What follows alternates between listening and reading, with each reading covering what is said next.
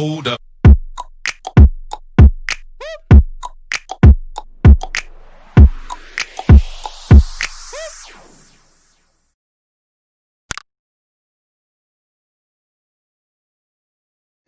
So today we are going to discuss about distance formula from coordinate geometry. As the name suggests, this formula is used to find the distance between the 2 points when the coordinates are given to you. Here we have 2 points with coordinates A x1 y1 and B x2 y2. Here we are joining A and B with a straight line and the line segment name is AB. We need to find the measurement of this line segment AB.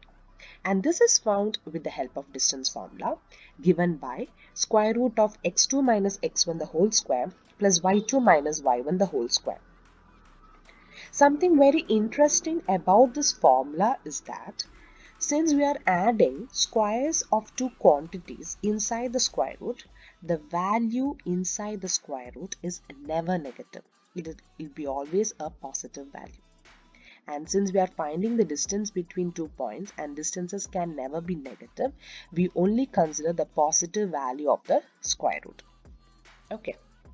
Now let's look into some particular case of distance formula. Suppose you have a random point A anywhere on the plane. Let its coordinates be x1, y1 and let the other point considered be the origin, say point B, and you know that the origin's coordinate is given by 0, 0.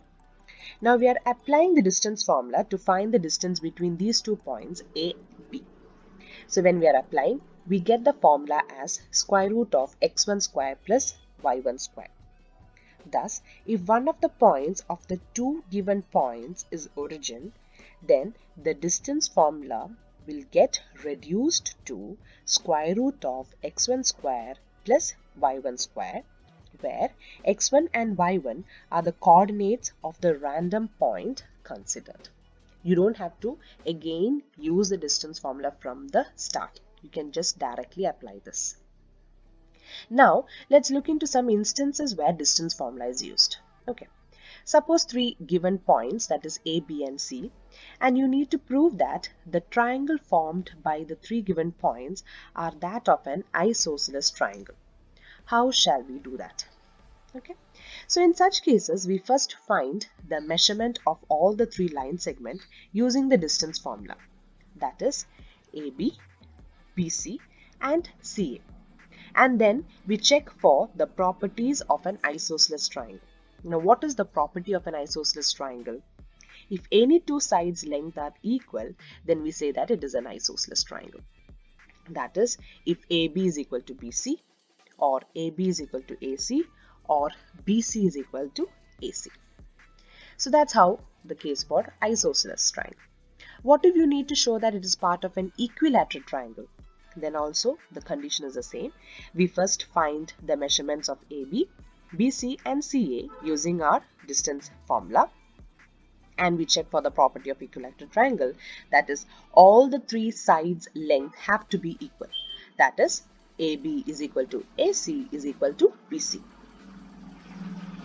So this is how we use distance formula to check whether the given points are part of an isosceles triangle or an equilateral triangle. Now what if you have 4 points and they're asking you to check whether it is a part of a square? So let's see that. So when the 4 points are given to you, you need to check whether it's a part of a square. So as usual, we find the measurements of AB, AD, CD, BC and see whether all the 4 sides' length are equal. And plus, you need to check for the diagonals because diagonals of a square are also equal to each other. So we'll check whether AC is equal to BD. So this is how to check for a square. What if you need to show that the 4 points given are part of a rhombus? So let's see that. Now as you can see in the figure, rhombus is actually, it looks like a tilted square, isn't it? Yes. And in rhombus also you know that all the 4 sides length are equal. That is AB is equal to AD, equal to CD and is equal to BC. then how does it make different from square? That is, its diagonals are not equal. So if the diagonals are not equal, then it is part of a rhombus, and if the diagonals are equal, then it is a square.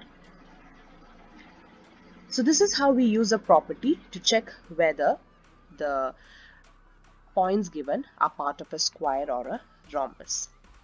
Now, how to check for a rectangle and a parallelogram? Same are the case. You know that as per the figure, that is parallelogram is again a tilted rectangle. And every properties of a rectangle are there for parallelogram as well. That is, the properties like opposite sides length are equal. That is, AB will be equal to CD and AD length will be equal to the BC length. So those properties are equal. But what makes it different is that diagonals. That is, in a rectangle, the diagonals length are equal, whereas in parallelogram, the diagonal lengths are not equal. So this is how we use the distance formula in order to check whether it's a part of a rectangle or a parallelogram. Now, one last thing that we have left out is to check whether the three given points are part of a right-angled triangle. Yes.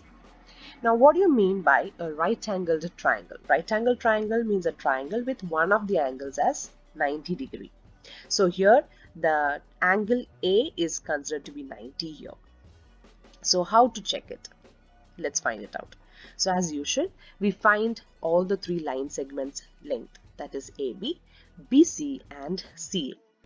And you know that Pythagoras theorem is the property that is associated with the right-angled triangle. So this is the property that we use here. We'll check whether AB square plus AC square is equal to the hypotenuse square. Here the hypotenuse is what? BC. So checking this property, and if it's satisfied, we can say that the points ABC are part of a right angle triangle. If not, it's not. So this is how we are using the distance formula in order to check whether it is part of any of these particular types of figures. So I hope this is clear to you. Now let's see in the next session. Thank you.